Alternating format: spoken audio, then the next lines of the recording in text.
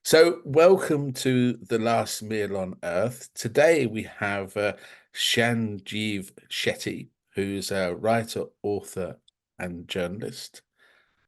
Hello to yourself. And Good the first afternoon. question, oh, thank you very much. And the first question is effectively, where were you born? Where did you grow up? And where you Yeah. live now? So I was born in 1971 in London. Um, I think I have to clear this up a little bit because sometimes I say I was born in Chiswick because that's what my mum told me. Mm. But really, I was born in Hounslow. And Chiswick's in the borough of Hounslow. But I think that my mum always had designs on being what she thought was better than herself. So Chiswick is, one of the most expensive parts of London. Hounslow isn't.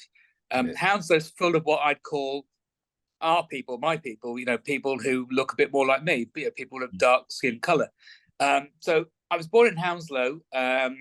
We only lived there for 2 years, for which I have no memory of. I've got to tell you that now, Martin. But we then moved to Maidenhead in Berkshire, which is what I mean for and a lot of people think that Maidenhead is in Kent, so that's Maidstone. Maidenhead is Berkshire. It's near Windsor Castle, and I lived there mostly until I was the age of 25. And in that time between 2 and 25, I went to university, got jobs, but yeah, Maidenhead is basically where I did the bulk of my growing up. I see. And what was your life before you were pursuing sort of the journalism, the writer, as well as being an author? I mean, what were you doing in that period? I mean, growing up, having a lot of fun. I've got two boys. I've got two sons myself. I was one of two boys, and I kind of worry for my children, as any father does. But I worry about this generation because Mm. they don't seem to get the same basic pleasure that I did when I was their age of just going out, meeting people, playing sport, meeting people, going for coffee, whatever, just having fun. That's all I seemed to do when I was young. Yeah. I've got no negative memories of being young, even though I'd say probably, compared to now, I had, an interesting upbringing. I had a mother and father who didn't like each other a great deal. I had a father who was of the old school of disciplining, which would be shunned now or frowned upon. But Mm. we had fun. Me and my brother, we just used to go out and play football or tennis or whatever. I learned how to play golf when I was 18 or 19. So just always having fun, Martin. I can't remember not having a fun day. Yes, and I think at those times it Yeah, wasn't extortionate to actually pay for those things. yeah, yeah, I remember yeah. a round of golf for a junior. I think it was £3, which I think back then was quite reasonable. Yeah, yeah, exactly. I think when I went to university, I went to Keele University, and we had a golf course, literally opposite the campus, and it was £3 or £4 to play around. That was literally the best fun you could ever have. Spend. Obviously, I should have been studying hard at it, and I never did. But just those sort of things. It was not free, but it was cheaper. It was easier, and the camaraderie that you get. I being a public school boy, I probably struggled a little bit when I got to university because I was so used to living a life of privilege and I couldn't understand that other people didn't.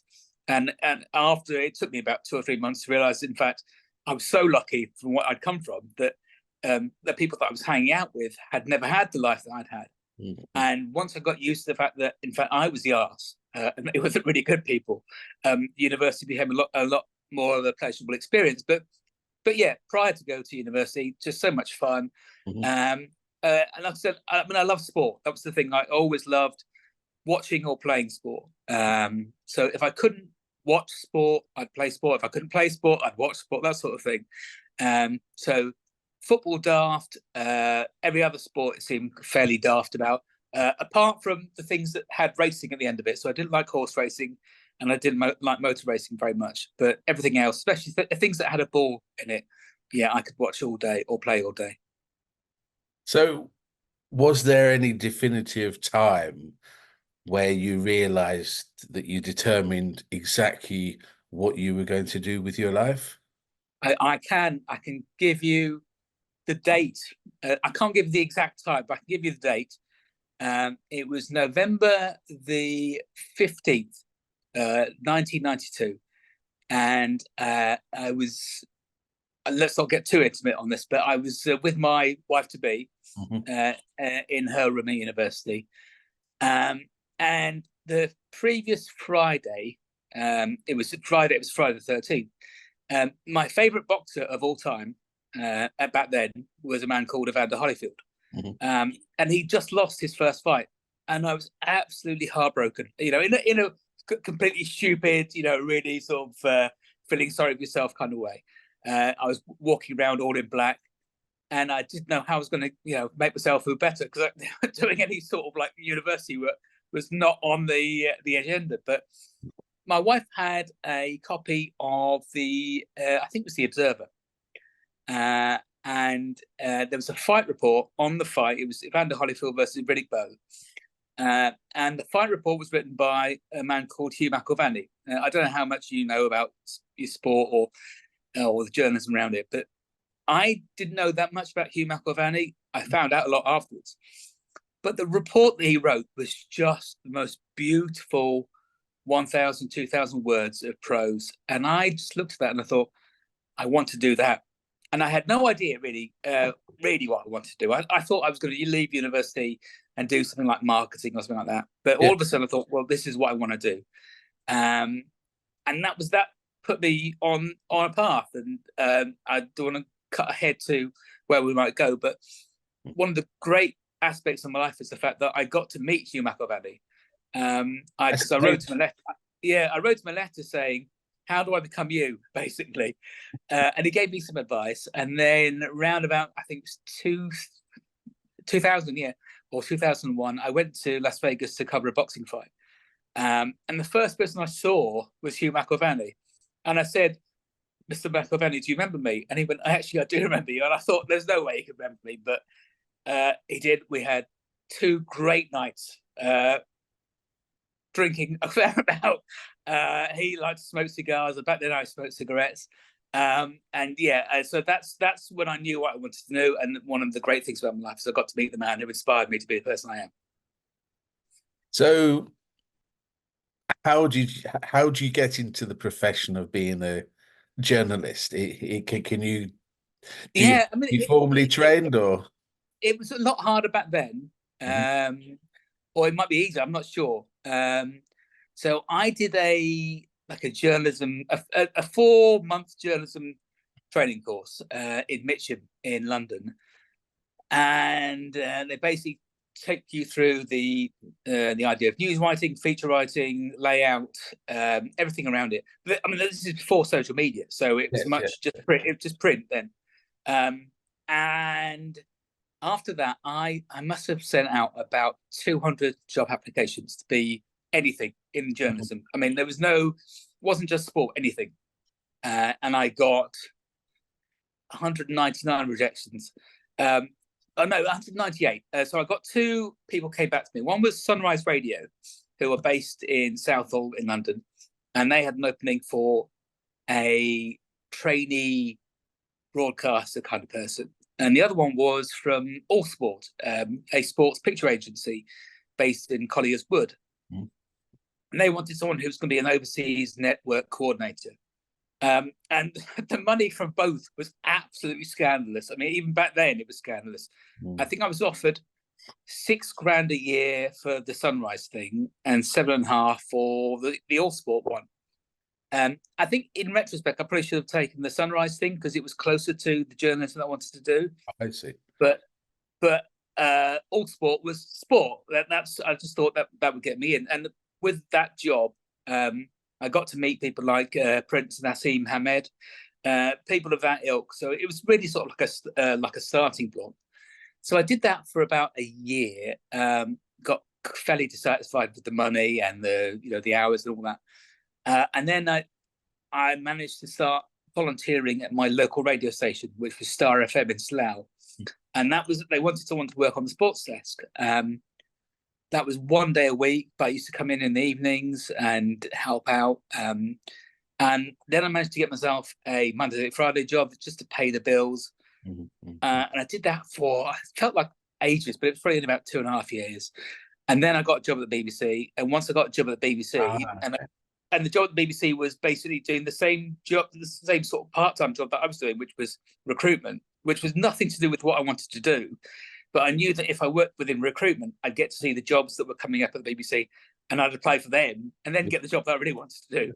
So we've gone from 1994 to about, I'd say, 1998. And in 1998, just as it was about to turn into 1999, I finally got the job at the BBC as a broadcast assistant working in sport on the new website, the BBC Sport Online, which of course now is a huge thing. I was one of 5 people and because I got in quite early doors, I managed to go up quite quickly through the chain of command. So I went from being a broadcast assistant to being a journalist within 6 months. So thinking back, what was the piece of work that you did that you were most excited about, and which one that you'd wish you'd rewritten before it went out? I mean, way too many that I've done that I wish I could look at it again. But you live with that disappointment, I think, after a while. I mean, and working on Sport Online, it was churning. I mean, literally, there was so much work to be done on a daily basis, so you can't remember every article that you wrote. But if I had my chance to do it differently, I think that when I was really lucky, I got to go to Las Vegas. Got to go to Memphis in 2002 to cover Lennox Lewis versus Mike Tyson, which was like the fight of the generation back then. The problem was that I was vying within my own company for billing because it was also the World Cup. It was the World Cup in Japan and Hong Kong. So if you remember, that was the one where David Beckham got his kind of redemption after being sent off back in 1998. So everything I was doing, I was getting the word from my editor saying, "Yeah, it's good, but you don't have to compete with the biggest sport in the UK." So I kind of wish that I had, when I was there in Memphis, just been a little bit more different and just done things a little bit differently, as opposed to the idea that I had to do things the way they had always been done. Maybe I could just spend more hours off book and gone and got an exclusive with Mike Tyson, which I was offered the chance to go and interview Mike Tyson, but it meant I would have to hang around with Peter Tatchell, who, if you remember Peter Tatchell, a famous campaigner for equality for the LGBTQ plus community. And only on the basis that I just didn't know how I was going to get to where he was going to go, and I didn't know how I was going to get back, I just turned it down. And that's the thing I should have done. I should have gone with him, got the interview with Mike Tyson, and that would have alerted people back in London that actually what I was doing was meant quite a lot, but I didn't. And I try not to beat myself up too much about things because you can't. And like I said, I'm father of 2, so I'm always making decisions that I probably think I could have done that differently. But I could have done that differently. So that was one thing I could have done differently. On the flip side, back in probably about 2 years earlier, I convinced the guys I work with to let me go to Sheffield to cover a 5-bout event, which ended up with a guy called Paul Ingle, who was defending his world title, getting seriously hurt. And it turned out to be a front page splash, and that was all my own doing because no one had gone out and covered anything back then for that website. No one knew how to do it, so I got the bull by the horns, took a laptop with me, and started typing all the way through. Probably worked about 25 hours straight.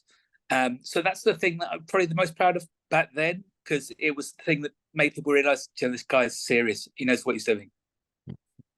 So is there any particular process that you follow in journalism, or is it just that you just turn up and sort of, I mean, I would expect, if you've got a lot of sports like football and hockey and tennis, it's almost describing it on a point by point and then picking out the best bits or the turning points. But is there a particular formula that you follow? Not really. I mean, I say this, I left the sports journalism industry, 3 years ago now.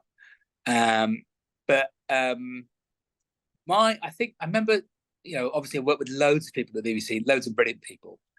There was one guy who said to me, because I was in between being a producer, a writer, and a presenter, so I did some TV presenting as well. And he said to me, and I think he meant it in a kind of like a complimentary but reality way.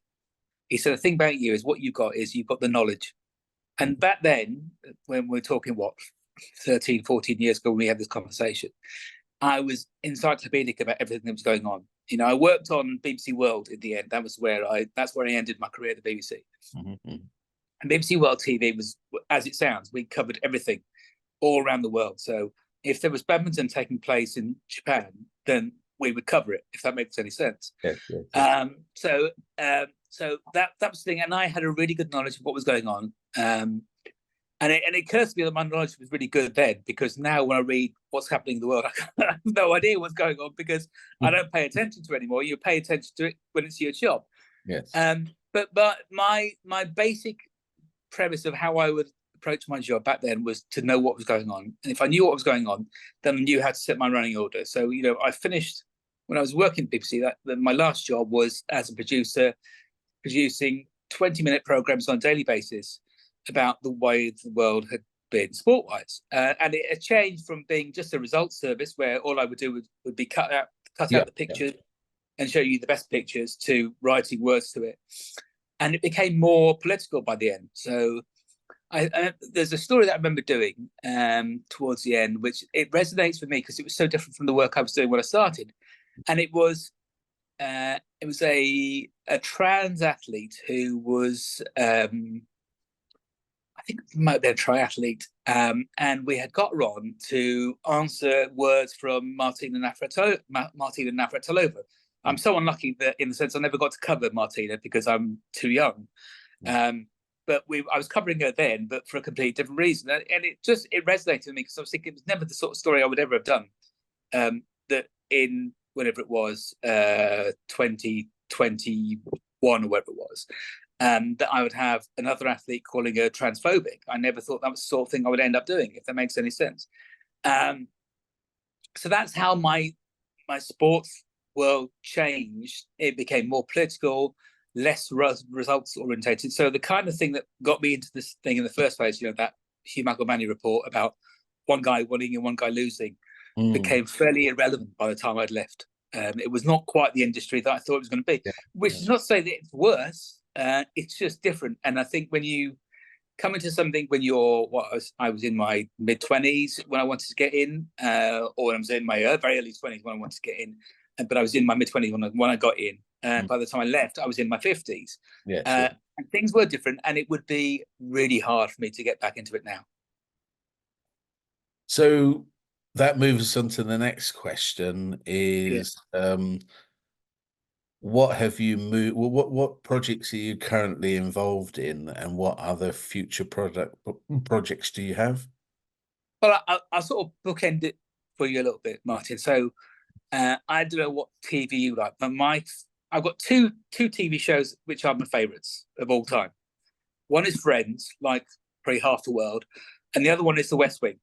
And as far as I'm concerned, The West Wing is the best thing that's ever been written, that's been made into a TV programme. And I started watching that around about 2004, I think it was. And the reason I started watching it then was because it had been out for years. But my first son was born in 2003, and he never slept. that bugger never ever slept, and even now he doesn't sleep, and he's 20 going on 21. So I used to have to go upstairs and just hold him and watch something on TV. And at first I was holding him and playing something on the PlayStation or something. But I just thought, I need to start watching something. So he was with me. And I remember going to HMV, and they had box sets of The West Wing for the first two series for 20 quid. So I bought it and I started watching it. And it was, like I said, it's the best thing I ever saw. And what really appealed to me was seeing Rob Lowe walking around in a suit being a speechwriter. And I thought, do you know what? I'd love to be that. I've conquered all my dreams, in terms of being a sports journalist. By that stage, I'd written books, everything. But I thought it'd be really cool if I could be a speechwriter with it. So I did a course in being a speechwriter with a guy called Simon Lancaster. He's based in central London. That was back in 2018, I think it was. I'd left some sort of impression on him, because fast forward 3 years after that, and I got an email from him saying, "Do you fancy getting into speechwriting?" I went, "Yeah, okay." Because by that stage, I'd conquered everything I wanted to do in sports journalism. And he said, "I've got a gig for you. It's only 6 months, but it'll be a way in." He said, "I can't tell you all the details, but I will do." So he called me up a couple of days later. He said, "Right, okay, I can tell you a bit more now. It'd be working for Sadiq Khan." And I was like, "Oh my, oh my God." That's a good and bad post, isn't it?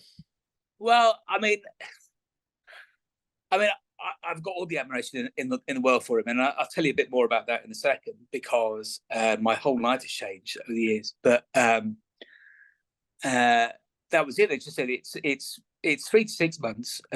You make of it what you want. And by that stage, I was financially fairly comfortable, in the sense that we didn't have a mortgage or anything like that. Boys were quite grown up. We'd saved enough money so that if they want to go to university, we could pay for a certain part of it. Yeah. So all that was to one side. So I said to my wife, "What do you think?" And she said, "Look, if you want to do it, do it. We can. If it doesn't work out, we can cope with it." So I did it, and I did it for. It was more like a year that I did it for. But I bounced around in the GLA afterwards, doing other things, working in communications departments for them. But it's completely different to anything I've ever done. I was just a slave to deadlines until I worked for them, and it's very hard to get your head around something different.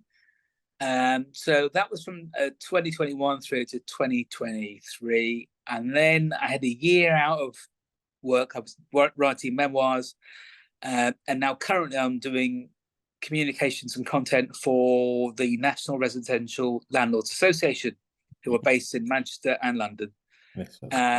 It sort of has echoes of what I was doing as a speechwriter, in the sense that I'm getting lots of different kind of things that I have to write.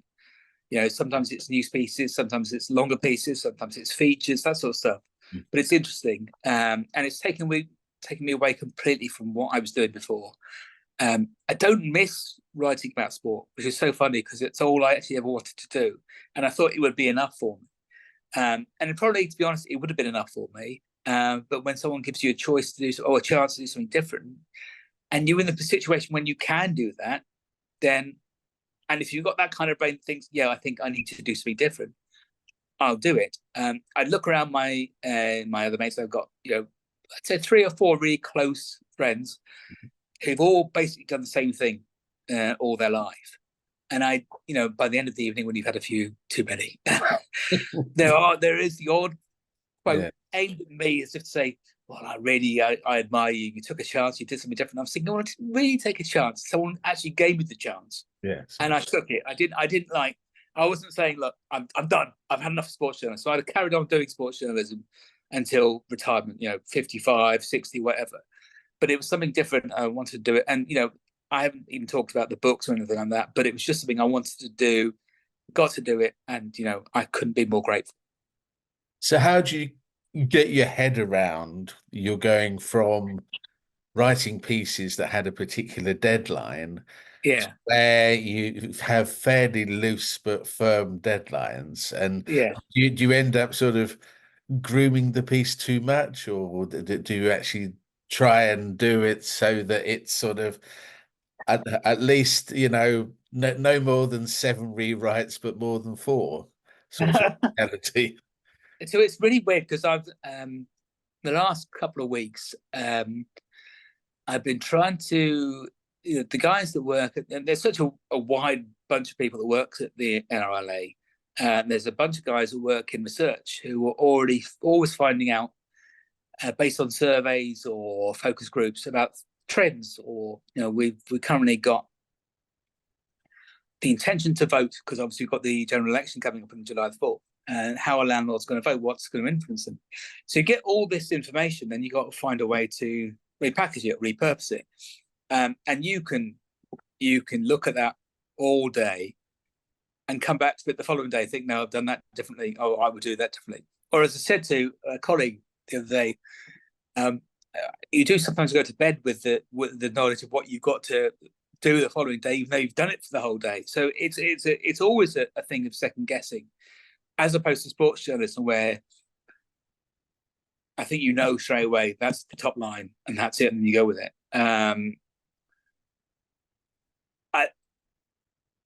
I think the other thing that's really, and I'm sure you've gone through this, Martin, is that the way we work is so different. My whole career at the BBC, apart from the last year, was in the office or going out to events.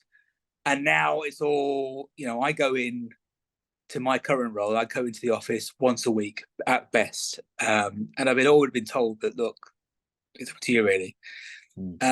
But that cooperation, that always conferring with someone, that's gone, which I miss, because I think that would have made my life a lot easier with the jobs that I've done since I left the BBC, because the only way to know how to do things differently is if you've got that person on your shoulder saying, right, don't do that, don't do this. Because I think the natural human reaction to being told, what do you reckon, is to say, oh, do I have to go through this? And just be left on your own. And then they will end up doing it for themselves. So that's it's a tricky thing. I think I'm getting closer, but I know I'm not there yet. So yeah, I mean, the thing that I was thinking is that if you've got the statistics of sport, Yeah, there's only really one interpretation. yeah, no, yeah. That's fair. That's If fair. you have statistics of, related to housing and the way people, Yeah, yeah. interpretations can run, That's true, but I think with sport, it's changed so much as well. So for instance, yesterday, Gareth Southgate named his squad for the Euro 2024, and he left a lot of people out who might have been going. So then you've got to work out who's the biggest name that's been left out. Is it Jack Grealish, or is it who's the other guy? James Maddison, that sort of thing. And I can imagine the conversations that I would have had in the office about that. Yes. And I would have argued till I was blue in the face that it should have been Maddison, it should have been Grealish. That's that. So there's similarity in that as well. I think a lot of it is opinion. Like I said, this piece I just did about the intention to vote. So I couldn't work out whether the best line was it twice as many. No, that's the universal credit one, which is twice as many landlords now are accepting tenants who are on universal credit. Was that the best line? Or equally, the piece I just about the intention to vote, which was it that landlords basically don't know who they're going to vote for, don't care, or is it also the fact that landlords actually don't care what the policies are? I don't know what was the top line of that, and that's the thing that it does change. And I'm working with a journalist, and she's been a journalist for some very, very top-rated publications, and I know she's got a much sharper eye for these sort of things than I have at the moment. But I think she's expecting me to catch up. I'm hoping I will do.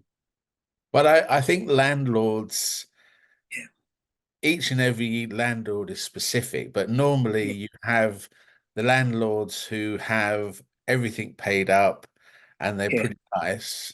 You've got landlords that are everything paid up, then they don't want to fix anything. And you've got landlords that are just starting out on this journey and they can't really have any money taken off them because it's all going on the paying back the mortgage. So it's very difficult to distill, a very complex argument into a number of phrases. It's where I see TV going, because we don't want to do anything that is complex. We want to do stories on the news especially in the morning, that which are simplistic. Yeah, yeah, So yeah, that's the way I sit. So we've got about 6 minutes on this side. So what I'd like to do is, I don't know, how do you think it went? I mean, you've led a very interesting career, yeah, and yeah.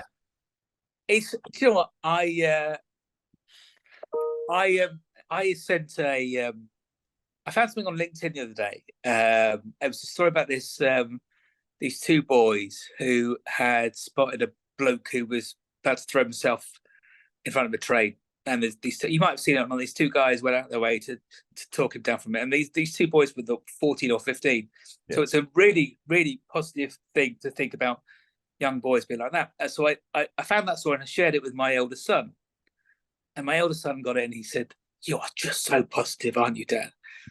And I don't know another way to be. I just don't. I don't. Um, and it you know, we haven't talked about my health yet or anything like that, but it's just the way I approach life. And I've had knocks, I've had loads of knocks, um, but Yeah, I just love life.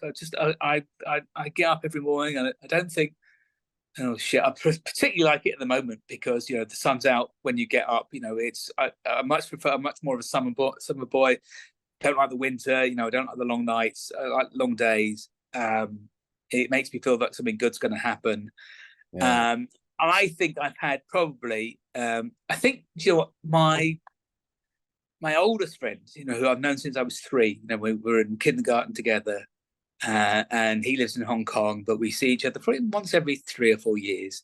Mm, mm, mm. And he came to see me recently because he'd seen a picture of me where I didn't look well. I looked like I lost a lot of weight or something. And he just looked, he said, "Sanj, you just had an amazing career." And I went, "Yeah, do you know what? If I think about it long enough, yeah, probably I think I have, but I can't look at it like that until I'm done. And I will say when I'm done. And I would be done either at 55 or 60, whatever the age is." So yeah, it's been great. It's been varied, Yeah. but it's also run parallel to having a great home life as well. So we got about 4 minutes left. So Mm. if we reconvene in about 20 minutes, I mean, Yeah. I was very negative because I was a sort of premature birth. I lost my hearing at 2, got it back at 5 because of an operation. I had chronic eczema, so I would wake up and the blood would congeal on my pajamas and I had to scrape them off. And then I had a stammer and so forth. And I mean, it's probably only the last sort of 10 years I've been sort of erring on the side of optimistic, because if you don't do that, I mean, I find, if you're more optimistic, then you get more out of people. I mean, it's like me, and you think, well, I mean, now I've known your journey, and then lots of other people you're going to know your journey. Sometimes it's just the luck of the draw, and other times it's just that tenacity to get in a role. Yeah. I mean, it's like at the moment, 55, and they just sort of throw you away. And I've seen it, when people look at people's CVs. I mean, one manager I had, he threw up the CVs in the air, and the one few that it landed at the top, he would pick out on the phone. So it's a lottery, and I think the majority of times it's who you know, unfortunately, who can get you those roles. Because, Yeah. Yeah. but Well, I did. I mean, I didn't know anyone. That's the thing. When I got into sports journalism, that was yes, all luck. That was all luck and draw. I know, I know. I I my job I got at the BBC that got me in the broadcast assistant job. I applied for a news assistant job, Mm-hmm. um, and the guy who was recruiting rang me up and he said that, "Why are you pissed off that you didn't get this job?" I said, "Well, I've got loads of experience." And the CV had said that I only had 4 months experience, not 2 years and 4 months. Yes, yes, yes. Um, So he rang me up and he went, "Oh," he said, "Well, I'm sorry, we filled that already." He said, "But would you be interested in doing the sports role?" And I said, "That's even better." And literally, I used to work in a recruitment office in Shepherd's Bush, which was, I don't know how well you know Shepherd's Bush, but it's on the corner. It was near the Empire, and Okay, between the Empire and where TVC was, it's, it was like a 500-yard dash. So I ran up to the office and said, "Yes, I'll do it." And he said, "Right, fine." So he convened three people to do the interview. One person from HR, him, and one of the guys who's working in the department, said, "Yeah, and just to check that I could speak English," and that was it. And I had the job. And I remember coming home that evening, and I was in floods of tears. The next topic to talk about are your hobbies. So, what hobbies do you like to entertain yourself with, or what interests do you have while you're not working? I mean, it's kind of difficult now with the hobbies because I have fairly chronic MS. So there isn't much I can do in my spare time apart from watch TV or talk to my very growing young sons who are 20 and 19, one of whom is at university and the other one is currently resitting his A-levels. Or spending great time with my wife, who, bless her, is very patient and, realizes that we don't live the kind of life that we used to. But I would say we still manage to do things. So a couple of weeks ago, we went to London to see one of my best friends get married. She's 20. No, she's 32. She got married at St. Paul's, so that was quite the do. Nice. Yeah, and then tonight we are going to go and see the Christians at the.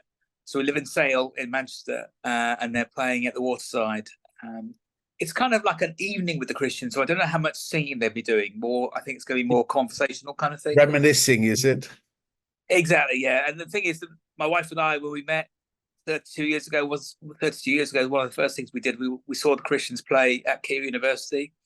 So it's kind of a bit nostalgia.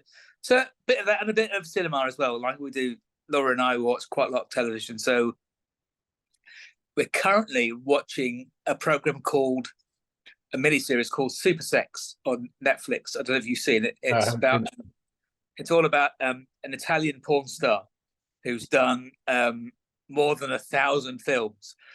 His name is Rocco. It's quite, it started off really different, because it's all in Italian. So it's much more like an origin story. But for the last 3 or 4 episodes, it has been, for lack of a better phrase, Martin, quite a lot of in and out. And we'll leave it there. So we watch quite a lot of TV. We go to the cinema as much as we can. But I'm wheelchair bound now when I go out. So it is just getting out and just, inhaling a bit and getting a bit of fresh air. And like I said, watch a lot of sport. So I will be logging off at 5 tonight, and there will then be the best part of 7 or 8 T20 cricket matches for me to catch up on this weekend. And then we've got 2 months now until the start of the Premier League football season. And of course, we've got the Euros coming up as well. So there's always things for me to do. Always some sport to watch. Exactly. Lots of sport. Or watch other TV. Quite like the quiz shows as well. So I do watch quite a lot of The Chase and Tipping Point. And a little guilty pleasure is Laura and we watch Made in Chelsea. I think mostly to remind ourselves of what it's like to live in London, because it's been 12 years now since we left. Well, I wouldn't have thought that would be a representation for most people, though. But I know. I imagine it's just. You know what? I'll try and use the nicest word possible. It's interesting to watch how life is for the other half, or the other 5% or 1%. Well, it's probably how they live their life. It's more like 0.2%, isn't it? Exactly. Not even that. Probably not even that much part. So do you? It's just fun. I'm in terms of remaining positive, I'm a great believer in making sure you don't take life too seriously. So do you listen to a great deal of music at all to relax, or are you mainly on the TV? I mean, No, it's mostly TV. I think. I mean, if, for instance, if I get up when I get up, in the morning, and I'm up before everyone else to start work, I'll go downstairs, have my cereal or whatever, and then put Alexa on or whatever it is, and just play whatever music comes to mind that I fancy listening to, because we've got Apple Music, so we can listen to any song that's ever been made. I think probably in the history of the world. But for instance, I know Taylor Swift brought out a double album, or it was a couple of months ago. I haven't listened to it yet, Martin. Yeah. It's not because I think she's terrible or anything like that. It's just not me. No, no, no. I can't really get on board with that angst that you might be feeling when you're in your early to mid 20s or late 20s or whatever. I sort of had a confession with my wife the other day, which is that I'll say which music I like, which music means a lot to me. Yeah, But yeah, I'd be damned if I could tell you what any of it meant. I never no. really listened to the word; I just listened to the sound. Just anything that comes on. I do like, I listen to quite a few podcasts. So at the moment, I listen to a podcast to do with my favourite football team, but I also listen to podcasts at the moment that Christina Applegate has started doing. And it's her and a friend of hers, another Hollywood friend, and they both got MS. So that's quite a nice thing to listen to. Yes, yes. So I think I see probably podcasts more than music. I think is probably the way I go, which my wife hates, because my wife hates podcasts. I do like podcasts Yeah, because it's some, well, I mean, you can listen to them and hoover up quite a lot of information about people's journeys in life. That's what a lot of them are about. Uh, yeah, while doing other things, driving your car and what have you. You don't have yeah, to fully focus, because I find with TV, unless there's a small fraction of it, you're not fully focused, because right, it's what I call chewing gum TV. right, It's yeah, it's sort of, it's not really there. I mean, if I want to while away a time, some time, I've got other things that I want to do than watching sure. chewing TV. So it's brought on to the next bit, which is probably more important for myself. What is the best cuisine that you've had? And it can be either in a particular restaurant, or it can be cuisine de la maison. I mean, I'm sure you'll be shocked to learn that with a name like Shetty, Indian food ranks very highly No, in the of food. course it doesn't. Um, so yeah, Indian food. We just found a great Indian restaurant in Didsbury. I mean, when I say found, I mean it's been there for ages. But I was only alerted to it about a month ago, 2 months ago, called the Great Kathmandu. So of my Indian food, I've always preferred Nepalese. So we had a great Nepalese back in Shepherd's Bush, which I always thought about Shepherd's Bush. But obviously I don't live there anymore. So we found this great one in Didsbury. Been there twice now, and it's been brilliant every time. Just a lot more flavour. And I think, do you know what? I think what's interesting is that, and I said this a few weeks ago, I went to an Indian restaurant here in Sale, and they do the same cuisine as the takeaway that I get all my stuff from. So it's almost like it's a part ownership kind of thing. Yes, yes. But going to the restaurant was just so much more of an experience than actually just having a takeaway. Sitting down, having conversation, getting the wine, or I don't drink beer anymore, so I'll have a glass of wine. My mate had a beer, and just that conversation. But the food is crisper, it's tastier. So yeah, Indian food ranks the highest of everything. And when I was growing up, it was kind of like a split in my house. So my father and I liked the Indian food. My mother and my younger brother liked Chinese food. So I'm just as comfortable with Chinese food as I am Indian food. But if I had a preference, I'd say Indian food. Especially because I think almost always when you go to an Indian restaurant or a takeaway, you'll order too much, and you'll always have something for the day after. So do you go for lassis at all? No, I'm much more. I mean, You want my standard Indian meal would start with papadums, Yes. because I might be Indian, but I'm also English as well. Um, so I have papadums and a few pickles. I'll probably have a chicken tikka starter or a seekh kebab starter, and then my main will be something. It will either be lamb or chicken.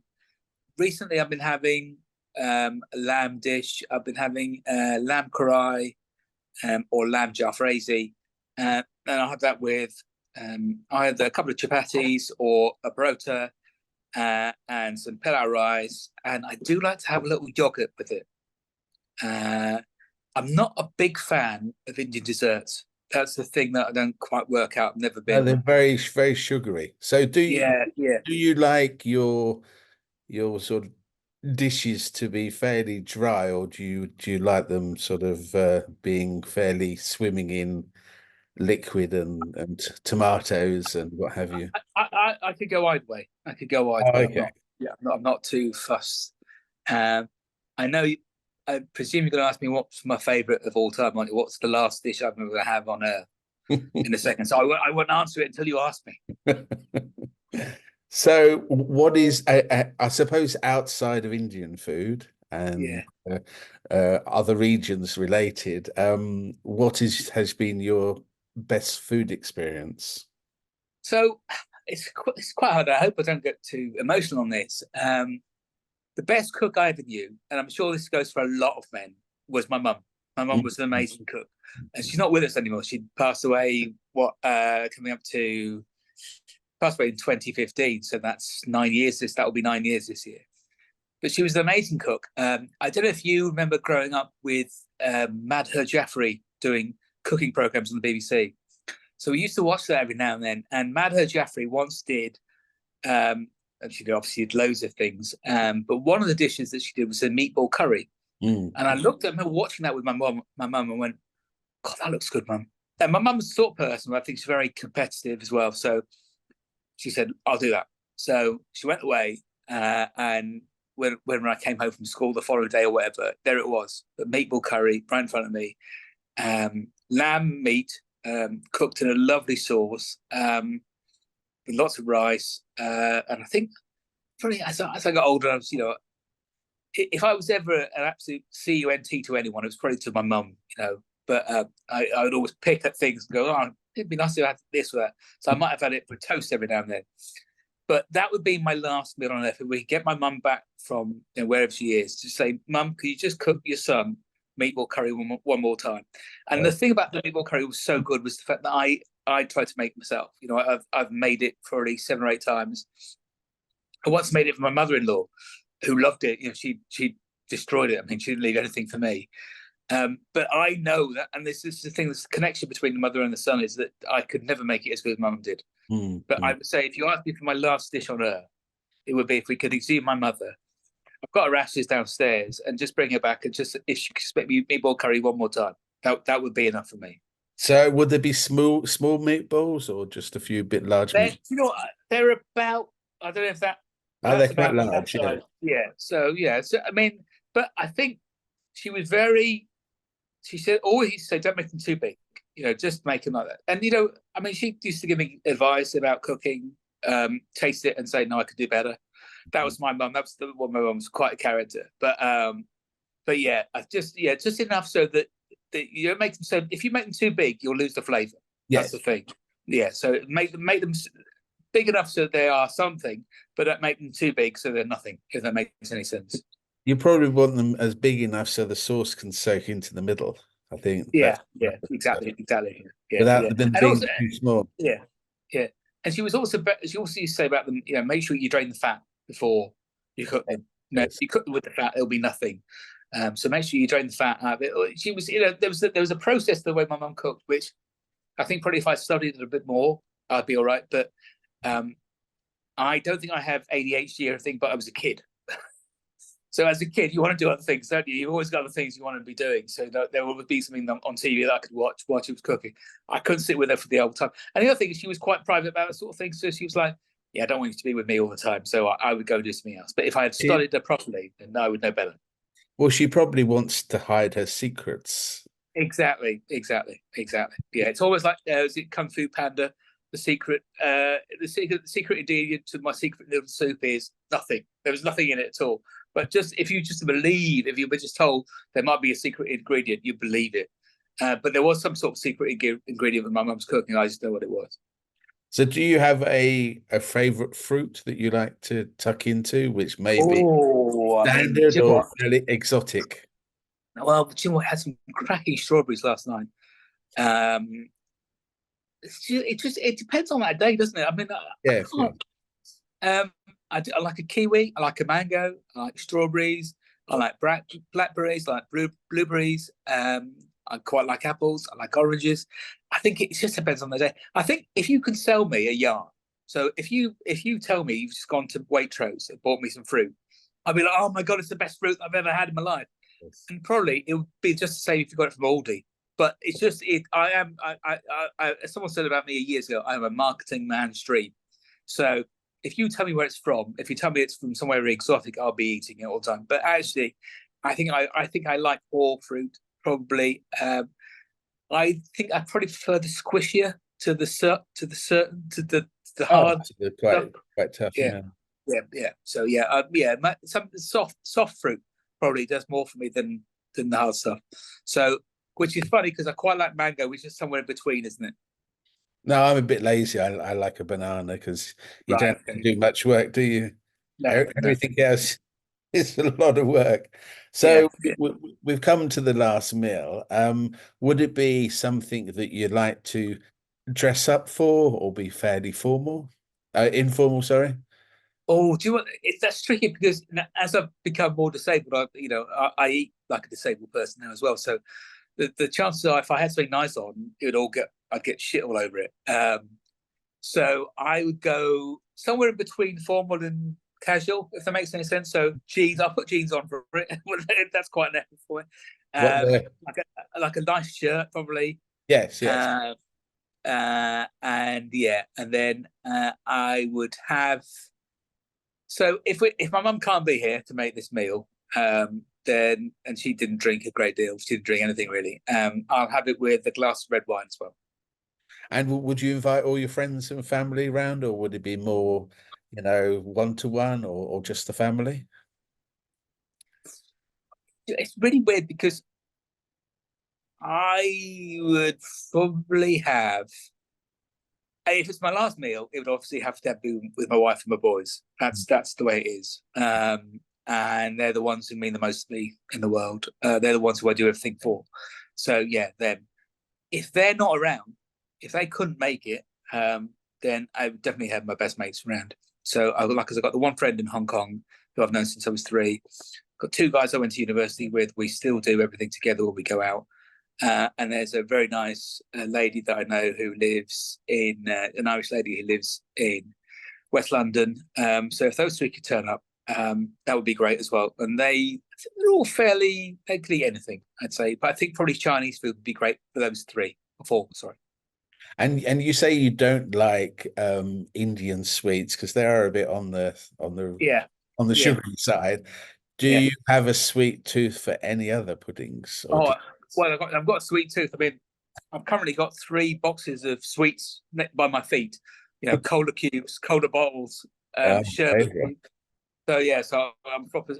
I would say, um, I had it the other day. It was lovely, and I hadn't had it for ages. An apple strudel. Nice. I've not had that for a long, long time. But the only thing about apple strudel is it's quite hard to eat. So if you can't have the strudel, then I'll just have an apple pie. And then if you could go back in time from today and talk to your younger self, maybe in their 18s or 21, Yeah. what advice would you give them? Um,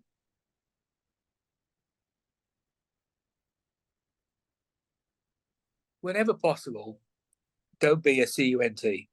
Just always be a nice person. And I think I'm pretty satisfied with most of the things I've done, but I know that every now and then I've overstepped the line, and Yes. I've spoken to people in a way that I shouldn't do, and I regret that. But in terms of advice, God, just maintain that attitude, be as positive as you can be, because you'll get punched a few times. It will Yeah. happen, and you'll think, why did it happen to me? In your lowest moments, you could end up spending days in bed thinking, why did it happen to me? But don't do that. Just make sure you just keep getting up when that alarm bell rings. If it's 6 in the morning or 7 or whatever, just get up, keep smiling, and just make the most of every moment, like I've tried to do all the time. I couldn't give myself any more advice than I use on a daily basis, which is to have a positive mental attitude, because, like I said, I'm wheelchair bound. I struggle to do most basic things, but the reason I can carry on is because I keep smiling. Mhm. That's a good advice for everybody. Yeah. So the last question on my list is is there any question that you thought I would ask that I haven't asked? Um, I think possibly. I mean, just maybe more about maybe more about my mum and dad. That's the only thing. I mean, I think someone said to me, someone once said to me I was a closed book, and I thought at that point, this person doesn't know me well enough, because literally I will tell you anything you want to know about me, from my inside leg measurement to anything else. But the one thing I think is quite, and I've told this story to my wife, sometimes is quite captivated by this, not always, is that my mum and dad's journey is quite an interesting one, and that might give more luster to my story, but that I can't think of anything really. Okay. Yeah. So thank you very much, Shajeev Shetty. Oh, that's one thing. Just I'm telling you how to say my name properly. Oh, So sorry. so Can you say it for me then? just call me Sanj. Oh, Sanj. Oh. Sanj is fine. Sanj is fine. So this is Sanj Shetty, who has been with us for the last meal on Earth, who is a writer, author, and a journalist. Thank you very much for your time. And I shall put this on the internet as soon as I can. Brilliant. Thank you very much. Cheers, mate. Thank you.